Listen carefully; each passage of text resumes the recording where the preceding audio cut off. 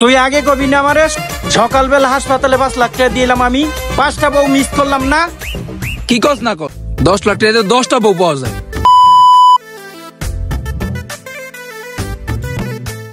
বাইরে ফোনটা দেই।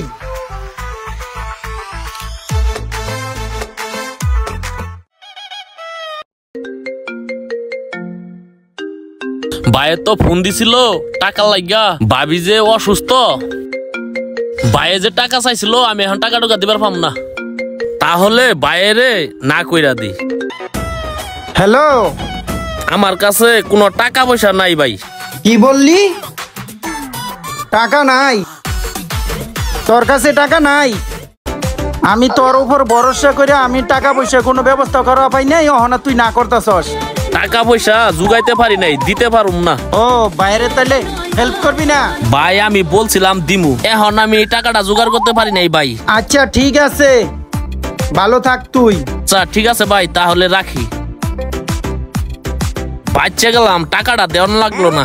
কি আর করমু, 2 লাখ টাকা চাইলাম দিল না। আচ্ছা ব্যবস্থা করতাছি।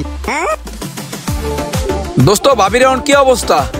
তোর ভাবির অবস্থা ভালো না, প্রাইভেট হসপিটালে ভর্তি। 5 লক্ষ টাকা কালকে দিয়েছি। শুন, হসপিটালের এই ওষুধ আনুর লাগে, ওই ওষুধ আনুর লাগে, এরকম করতে করতে আমার জীবনটা নষ্ট হয়ে যেতেছে, আমি শেষ করতে পারি না। এরকম ভাবে আরো 10 লক্ষ টাকা আরো লাগে। কি করমু? আমি বাইরেরও ফোন করছিলাম, 2 লক্ষ টাকা চাইছিলাম, বাইরে না কইরা দিল। কি কস না কর 10 লাখ টাকা 10টা বউ পাওয়া যায়। ওই বেটা তুই আগে কবি না? হালাই কামটা করলো কি রে? তুই আগে কবি না আমারে সকালবেলা হাসপাতালে 5 লাখ টাকা দিলাম আমি 5টা বউ মিস করলাম না।